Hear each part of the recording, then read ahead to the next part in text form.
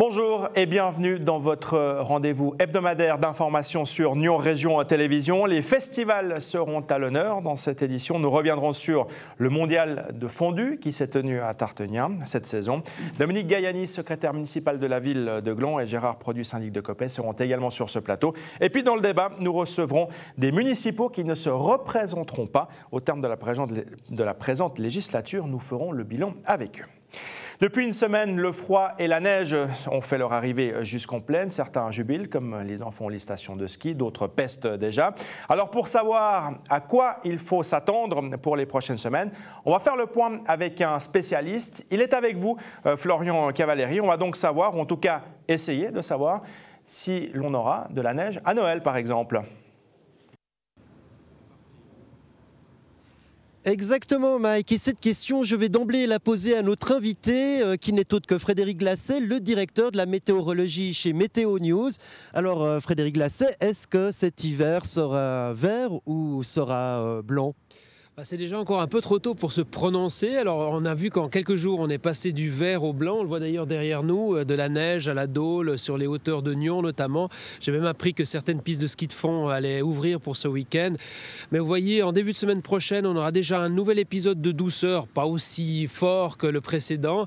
Mais c'est pour dire que d'ici à Noël notamment, il peut s'écouler encore pas mal d'eau sous les ponts ou de neige sur les toits pour savoir à quelle sauce on va être mangé d'ici à Noël. On est passé directement de l'été à l'hiver quasiment sans avoir eu d'automne. Est-ce que c'est inquiétant? Est-ce que c'est normal? Est-ce que finalement les saisons c'est aussi ça, de s'enchaîner peut-être en oubliant certaines comme l'automne? Oui, alors ça reste encore dans la normalité. Il est vrai qu'on a eu un mois de septembre et un mois d'octobre qui étaient relativement frais, beaucoup plus que les automnes des années précédentes. Et puis novembre a eu 3 semaines exceptionnellement douces avec des records de chaleur. Et puis tout d'un coup, en l'espace de 48 heures, on a passé brutalement à l'hiver. Donc c'est pas tant cette arrivée d'hiver à fin novembre qui est exceptionnelle, c'est plus ces 3 semaines d'extrême douceur qu'on a connues depuis la Toussaint jusque vers le 20. On nous annonce un hiver extrêmement rigoureux. Les gens disent que ce sera peut-être l'hiver le plus rigoureux du siècle. Est-ce que c'est une exception? Est-ce que c'est vrai? Est-ce qu'il faut s'en inquiéter? Alors attention, on nous annonce, déjà savoir qui annonce, c'est toujours les mêmes, voire le même. Une personne en Allemagne, systématiquement à mi-octobre, annonce l'hiver, de froid, de tous les records. Ça se vérifie jamais, évidemment, mais le problème c'est que finalement les gens pensent, oui c'est prévisionniste, ils sont soi-disant capables de nous prévoir le temps dans 3 mois alors qu'ils savent parfois même pas le temps qu'il fait le lendemain. Il ne faut pas leur accorder beaucoup de crédit puisque ces gens-là prennent les scénarios les plus extrêmes et pas du tout un scénario consensuel. Alors, dès lundi débute la COP21, c'est-à-dire la conférence à Paris qui regroupe les gouvernements. Le but, mettre en place des systèmes pour éviter que durant les 100 prochaines années, le réchauffement climatique ne dépasse 2 degrés. Qu'est-ce que ça signifie ? Bon, c'est une vaste problématique. Donc effectivement, on veut limiter au maximum de 2 degrés le réchauffement de la planète parce qu'on estime qu'au-delà de ce seuil-là, le climat devient incontrôlable. Entre parenthèses, il n'a jamais été contrôlable jusqu'à présent non plus. Il ne faut pas penser qu'on sort d'une période climatiquement stable et puis tout d'un coup, tout explose, il y a des inondations, etc. Donc pour moi, à titre personnel, je pense que c'est plutôt une bonne chose, mais plutôt sur le point de vue environnemental. Si on peut réduire justement les émissions de gaz à effet de serre dans l'atmosphère, c'est une très très bonne chose, mais de le lier directement au climat, donc avec un objectif de degrés et non pas un objectif de moins polluer, faudra voir si tous les pays vont marcher, voilà. Allez, pour conclure, là vous nous avez donné la météo d'aujourd'hui. Vous aviez annoncé des chutes de neige à peu près à 600 mètres, des éclaircies, puis de nouveau quelques chutes de neige. Ça se confirme? Comment vous faites pour faire ces prévisions? Sur quoi vous vous basez? Alors elles sont basées sur une analyse rigoureuse de beaucoup de modèles météo, donc qui donnent une projection du temps qu'ils devraient faire. Je dis bien qu'ils devraient parce que ce n'est pas toujours le cas. Et puis ensuite, par-dessus, vous rajoutez un prévisionniste qui n'est pas parfait non plus, mais qui a son expérience, qui a déjà vécu des situations et qui va dire tel modèle est bon sur cette situation, tel autre est peut-être pas bon dans une autre. Et puis on essaye au final d'essayer de sortir la prévision la meilleure qui soit. C'est un challenge au quotidien parce que c'est pas toujours facile. C'est beaucoup de probabilités. Frédéric Glasset, merci beaucoup d'être venu nous expliquer un petit peu le temps auquel on doit peut-être se prévoir pour ces prochaines semaines et cet hiver. Je vous remercie beaucoup. Merci à vous. Merci Florian Cavalieri, et comme l'a précisé effectivement Frédéric Glasset, du côté de la vallée de Joux, il y a déjà des pistes de ski nordique qui sont ouvertes. Du côté de la Dole, il faut encore patienter quelques jours, quelques importantes chutes de neige qui pourraient arriver prochainement pour que le domaine skiable puisse rapidement ouvrir. Voilà qui devrait réjouir également Didier Miéville, le directeur de Nyon Région Tourisme, qui nous a rejoint sur ce plateau. La neige qui arrive, c'est bon pour la Dole, c'est bon pour le tourisme. C'est clair, c'est bon pour le tourisme. Je dirais, de toute façon, on est une magnifique région, été comme hiver, mais c'est d'autant mieux aussi la neige vient assez tôt. Alors si vous êtes là, Didier Miéville, c'est pour nous parler de Nyon, ville de festival. Bienvenue également à Jay Reuter, directeur des Hivernales. Bienvenue sur ce plateau. Nyon, ville de festival, donc, c'est par ce slogan que les 4 manifestations majeures, avec le soutien de Nyon Région Tourisme et de la ville de Nyon, ont mis sur pied une plateforme commune dévoilée cette semaine, avec notamment un clip promotionnel. Pourquoi cette plateforme, Didier Miéville? Simplement pour créer en fait des highlights. Bien sûr, le paléo en est un en lui-même, mais c'était de rendre la chose encore plus forte en fédérant les principaux festivals de la ville de Nyon pour vraiment créer un point fort culturel qu'on peut mettre en avant dans le canton, dans la Suisse, en disant Nyon est une ville de festival, Nyon a plusieurs importants festivals. Et puis, c'est vraiment ça qui se passe maintenant depuis la création de cette plateforme en 2007. Pour les hivernales, quand on se retrouve aux côtés d'un mastodonte tel que le Paléo, c'est évidemment très positif, c'est tout bénef. Alors c'est tout bénef, c'est un grand honneur, mais c'est aussi un grand challenge parce qu'on doit être à la hauteur justement d'un festival qui a plus de 40 éditions et qui draine du monde de Suisse et d'ailleurs. Donc c'est un gros challenge pour nous d'être à la hauteur. Alors un clip promotionnel a donc été produit. Je vous propose tout de suite de le découvrir.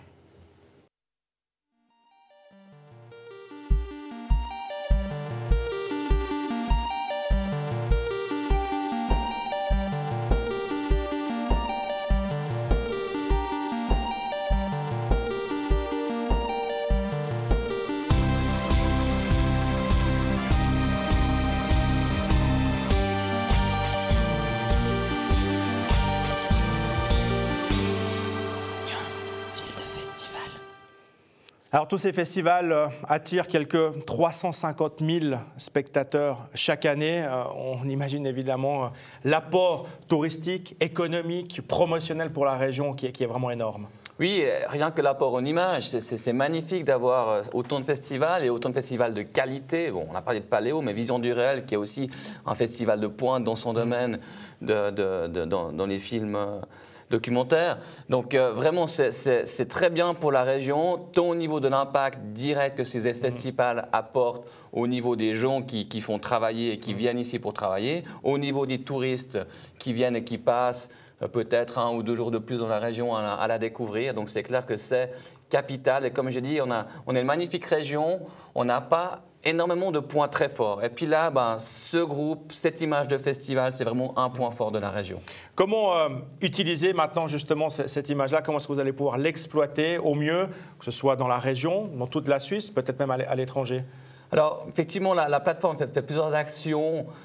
Les affiches que tout le monde connaît à Nyon et le périmètre proche. Les sacs aussi qu'on a fait depuis 2 ans. Mais ce clip en fait, va nous permettre justement de promouvoir cette image plus en dehors, notamment dans les villes de Suisse, de par les cinémas, de par aussi les centres commerciaux, où ce clip a déjà en fait commencé à tourner, mais va continuer à tourner. Et là, ce clip est vraiment un moyen de communication supplémentaire pour que cette promotion sorte un peu de la région uniquement, où ces festivals sont déjà bien connus. On a dit que pour vous, pour les hivernales, c'était effectivement très positif d'être englobé finalement dans cette plateforme. Mais comment tirer son épingle du jeu, ne pas justement être dans l'ombre finalement des autres? Comment est-ce que vous allez pouvoir profiter, exploiter pleinement cette plateforme? Je pense déjà la saison à laquelle les hivernales ont lieu, ça nous permet déjà de sortir du lot, puisque la plupart sont quand même cantonnés sur la saison estivale. Donc une manifestation qui a lieu en hiver donne aussi une autre approche sur notre festival.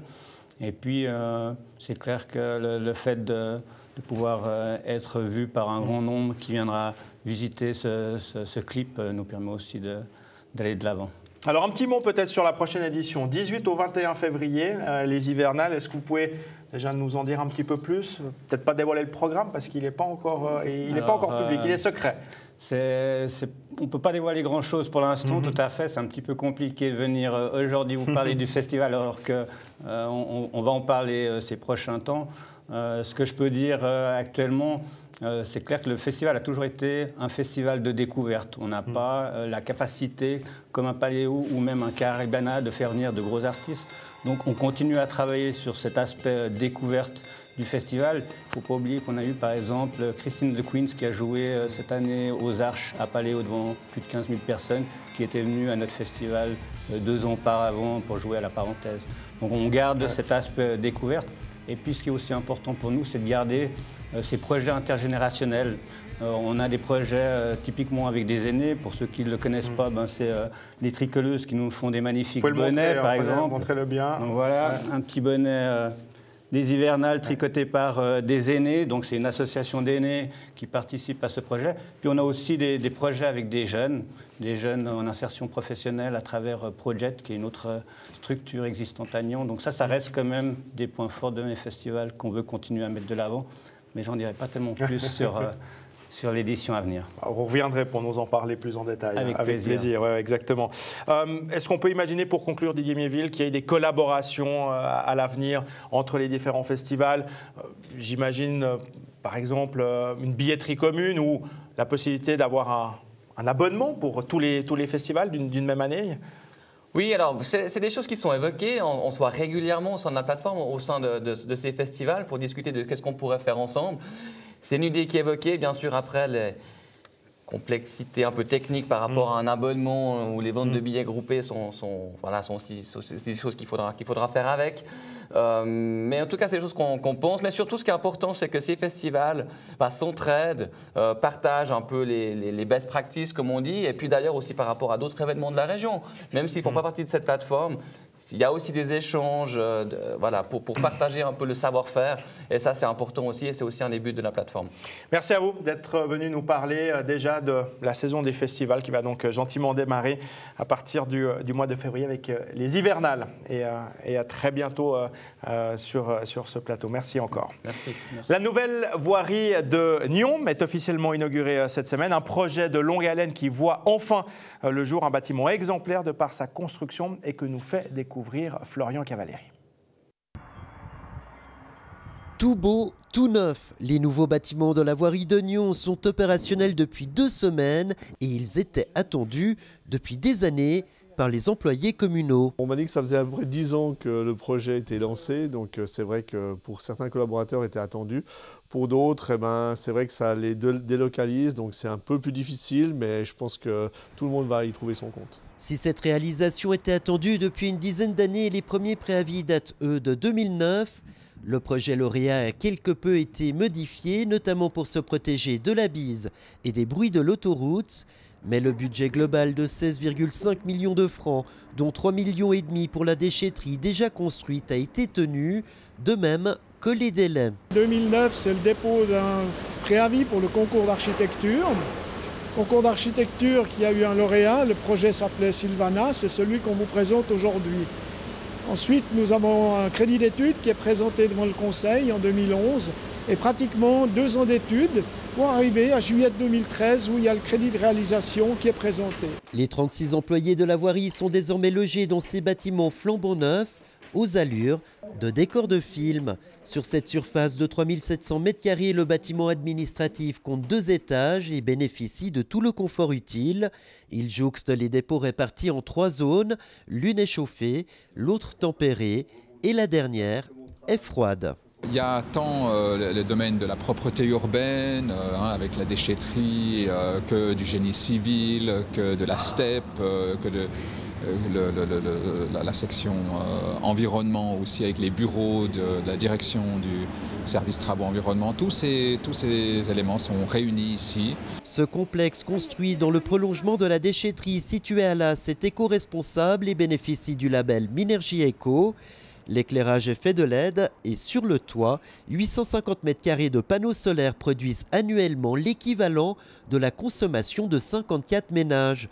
Quant au bois utilisé pour sa construction, il provient pour la quasi-totalité des forêts suisses et communales. On a valorisé les énergies renouvelables du site, à savoir à côté de ce bâtiment, il y a le bâtiment de la station d'épuration de la Steppe qui a des eaux usées qui ont une certaine température et en fait c'est cette température qui est redirigée vers le bâtiment du CERV et qui est valorisée via une installation technique pour permettre de chauffer le bâtiment. Pour la responsable en charge de la gestion opérationnelle du projet, la difficulté technique de la construction d'un tel centre route et voirie a consisté à faire cohabiter avec logique les différents corps de métier. Vous avez un atelier mécanique, vous avez un atelier menuiserie, vous avez un atelier de peinture, vous avez des bureaux administratifs, vous avez différents équipements d'exploitation, un silo à sel qui requiert tous des connaissances et des mises en œuvre spécifiques. Donc je pense que c'est vraiment une des difficultés majeures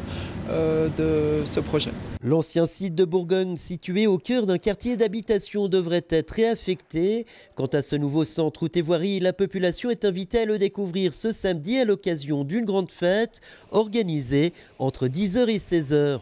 Au programme, des artistes de rue, des spectacles et d'autres activités ludiques pour toute la famille. On va maintenant s'intéresser à une fonction publique parfois méconnue, c'est celle de secrétaire municipal. Dominique Gaiani, secrétaire municipal de la ville de Gland, est avec nous. Bienvenue. Bonjour. Alors, on vous a invité parce que vous allez bientôt quitter vos fonctions après 35 ans de service. Il vous reste 9-10 mois environ encore. Comment est-ce que vous allez vivre ces derniers mois? Comment est-ce que vous les appréhendez peut-être? Je ne les appréhende pas du tout parce que j'ai pas mal de projets encore à finir, pas mal de documents, de dossiers. Puis en plus faire encore un petit peu les archives, mes archives personnelles. Donc après, la personne qui me remplacera arrivera, je pense, 2 mois avant mon départ. Donc on aura aussi une remise à jour entre les deux. On va évoquer la succession tout à l'heure, mais tout d'abord, Gland, qui a énormément changé, évolué, qui s'est métamorphosé littéralement pendant ces 35 ans où vous étiez là. 4000 habitants à peu près lors de votre entrée en fonction. Aujourd'hui, on est à 13 000 quasiment. Ça fait du x3, pour ainsi dire. C'est quand même un changement assez incroyable. Tout à fait. Et ce qui est marqué surtout, c'est les constructions scolaires, parce qu'on a une commune qui est très jeune, puisqu'on a découvert cette année qu'on était la commune la plus jeune du Suisse. Et puis, évidemment, qu'on a dû construire énormément d'écoles. Et si je regarde, on arrive à 120 millions de constructions scolaires qu'on a réalisées. Donc, on a beaucoup dû travailler sur la scolarité. Il y a encore des projets d'habitation, le projet de la Combat, qui est le dernier en date, dont on parle. Ça nous ferait 1 millier à peu près d'habitants en plus. Où est-ce qu'on va pouvoir fixer une limite? Où est-ce que Gland va s'arrêter finalement? Il convient de dire que le plan de zone de la commune de Gland a été réalisé lorsqu'ils ont créé l'ouverture de l'autoroute. Ce qui sous-entend, c'est ce que nous arrivons à présent était déjà prévu en 74-80. Ce qui veut dire qu'on n'a pas mis 1 mètre carré de plus de constructible sur le plan de zone qui était réalisé à l'époque. Donc à présent, on arrive au terme d'à peu près 15 000 habitants. Donc ce sera un peu une sorte de plafond, j'ai envie de dire. Je pense, oui. Si vous deviez garder un souvenir, il y en a beaucoup évidemment, j'imagine, mais si vous deviez garder un souvenir de toutes ces années passées à Gland. Un souvenir, c'était une déception par rapport au refus du canton d'octroyer un plan de quartier au bord du lac, qui aurait permis d'obtenir à la commune 50 000 m² d'ouverture au lac, d'ouverture à la population. Et ça aurait changé beaucoup de choses par rapport à nos relations avec le lac, d'autant plus qu'on a 80 m² actuellement publics. Alors, votre successeur, vous le cherchez actuellement. Il y a des annonces dans les journaux, dans les différents sites de recherche d'emploi. Quelle qualité il faut pour occuper cette fonction? D'emblée, il faut avoir une bonne ambiance avec la municipalité. Connaître ses intentions, c'est capital, parce qu'on ne peut pas arriver, nous, avec des projets qui ne sont pas dans la vue de la municipalité. Ensuite, il faut avoir une mémoire, parce que je crois que c'est très important de connaître sa localité, ce qui s'est passé. La mémoire, elle vient au fur et à mesure des années.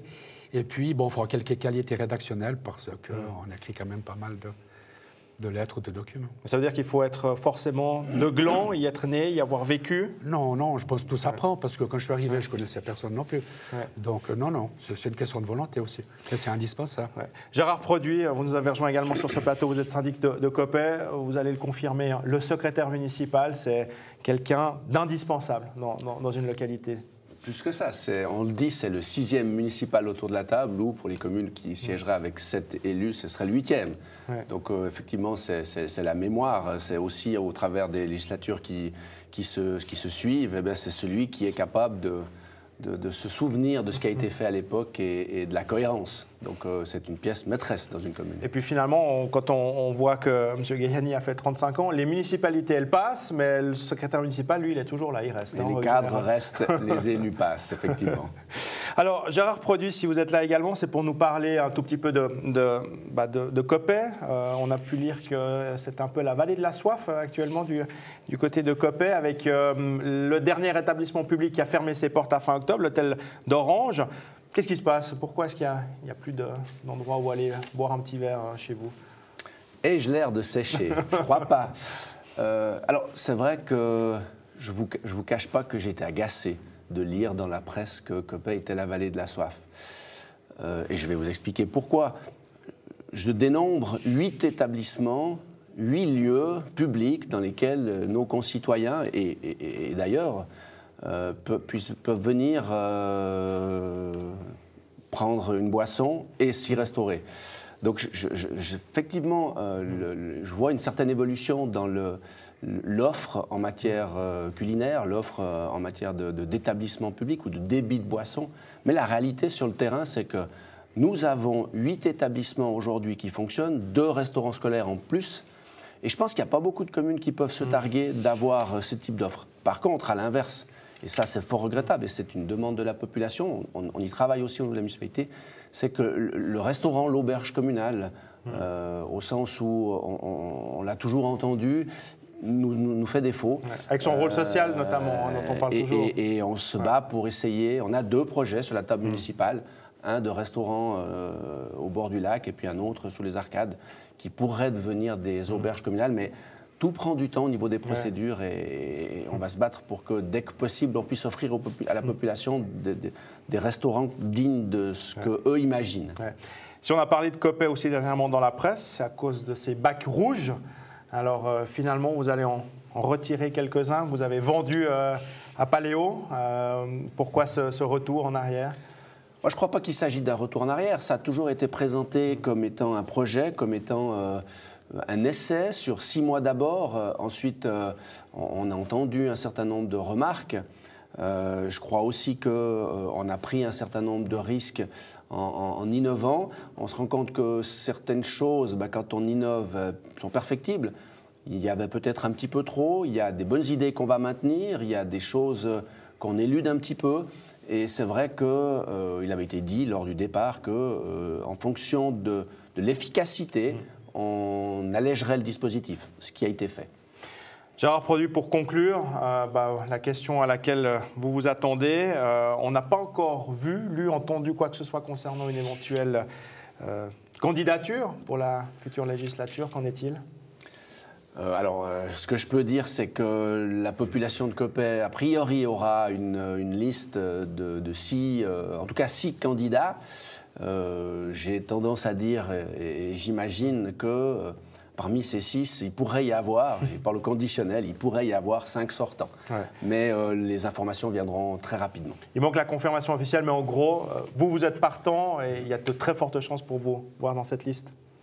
L'avenir nous le dira. Merci Gérard Produit, merci Dominique Gayani. Si on n'a pas l'occasion de se recroiser d'ici là, évidemment, profitez bien de ces derniers mois et bonne retraite par avance. Merci à vous. 3500 personnes, il y avait donc foule pour assister au premier mondial de fondue qui se tenait à Tartenien. Les organisateurs ont d'ailleurs été quelque peu dépassés par les événements, mais cela n'a en rien gâché cette belle fête. Regardez plutôt. Tartenien, pays du bon vin et des slogans ravageurs, mais aussi capitale du mondial de fondue. Quelques 3500 visiteurs se sont pressés le week-end dernier pour goûter au mélange de fromage proposé par 126 concurrents. Les concurrents sont arrivés ce matin, ils ont dû faire une première fondue dans les caveaux, dans les 11 caveaux qui ont été mis à disposition. Et les meilleurs de chaque caveau, catégorie amateur et catégorie professionnelle, ont été sélectionnés pour pouvoir faire la finale ce soir. 80 touilleurs de Caclon s'étaient inscrits dans la catégorie amateur, celle destinée aux professionnels, en comptait 45. Si le chef Philippe Chevrier supervisait les 7 membres du jury final, des dizaines d'autres personnes s'étaient inscrites pour goûter et noter les mélanges présentés tout au long de cette journée. C'était très difficile de les partager, honnêtement, ils étaient très bons, on en a jugé 5 avec du bon vin blanc donc pas mal. Le cahier des charges était précis. Les participants devaient cuisiner une fondue au fromage pour 4 personnes d'un poids total de 800 grammes. L'organisation fournissait le matériel, comprenez par là le réchaud et le caclon. Alors les critères, il fallait au minimum 50% de gruyère AOP. Tout le reste était libre, avec quelques conditions bien précises, parce qu'on voulait que ce soit quand même une fondue au fromage en finalité. Le mondial de fondue, c'est un concours, mais aussi une véritable vitrine pour les produits du terroir. 3500 visiteurs avaient envahi ce petit village de 300 âmes. Le mondial de fondue, on y est venu entre amis. Et si de l'aveu même des organisateurs, l'événement était quelque peu dépassé par cette affluence record, la journée s'est déroulée dans un esprit plus que bon enfant. Bon, on est très content d'être là. On retrouve les copains d'enfants, c'est parfait. C'est chouette, il y a beaucoup de monde, ça fait connaître le village, c'est chouette. Est-ce que la fondue est bonne? Je ne l'ai pas encore goûtée. La fondue, exceptionnelle. On a même des amis anglais qui sont venus exprès pour ça. Donc c'est pour dire, cette première édition, ça a ramené du monde, mais nous, on est vraiment contents. Une bonne ambiance, des fondues extraordinaires et des gens, des magnifiques. Et le vin, il est comment? Extra. L'ambiance, elle est magnifique et sensationnelle. Les parkings sont pleins, il faut croire que l'ambiance est bonne et que Tartagnan a bien réussi cette journée de la fondue du monde. Parmi les concurrents, beaucoup de Suisses, mais aussi des Belges, des Français et des Portugais, et une paire togolaise camerounaise. La gruyère, berceau historique des fromages utilisés dans la préparation originale de la fondue, avait aussi ses représentants. La fondue, c'est la gastronomie, c'est la rencontre, c'est la convivialité. Et alors, il n'y a absolument pas de frontières, donc aucun problème à venir en terre vaudoise pour partager avec nos amis vaudois, et d'autant plus dans les caves du vignoble, produit du terroir par excellence, le vin, donc aucun problème, avec plaisir. Au final, le titre mondial couronne des Vaudois. Des fromagers de l'Apra ont remporté le titre dans la catégorie professionnelle et des Yvernois peuvent désormais se targuer d'être les champions du monde amateur de la spécialité. Gageons que ces 4 cuisiniers reviendront dans 2 ans pour la seconde édition du mondial de fondue à Tartagnan. Et qui dit mondial, dit compétition et donc vainqueur forcément. Il y en avait dans la catégorie amateur et dans la catégorie professionnelle. Je vous propose de les écouter. Je pense que c'est beaucoup d'amitié à mon avis, beaucoup de fromage et puis un petit peu de chance à mon avis. On en fait environ 1 par semaine, oui. On a fixé 3 dates pour faire ce championnat et puis on a testé différents mélanges et puis on a trouvé un qui nous plaisait aux deux. Et pour finir, on a pris celui-là aujourd'hui et puis on est vraiment content qu'il ait plu aussi au jury, au public, etc. Je pense qu'on va devoir inviter tous nos amis pour des fondues. Maintenant, ils vont vraiment nous embêter pour ça. C'est toujours honorifique. Et puis c'est surtout aussi bien pour la communication, pour le produit du gruyère, pour la fondue. C'est de toute façon positif pour tout le monde, quoi. Il n'y a pas de secret. Du gruyère de l'Apra que je fabrique. Il y a une pointe de gruyère d'alpage que je prends de mon père et mon frère. Et du vacherin fribourgeois. Et une toute petite pointe de fromage à raclette que je fabrique aussi moi-même. C'est une certaine reconnaissance de mon travail de tous les jours. Et la recette, on a élaboré les deux en discutant, quoi. Ouais. Voilà, c'est tout pour aujourd'hui. Dans un instant, le débat. Je vous rappelle notre site internet nrtv.ch ainsi que notre page Facebook où vous pouvez revoir toutes nos émissions. Rendez-vous donc pour la semaine prochaine pour un nouveau journal d'information.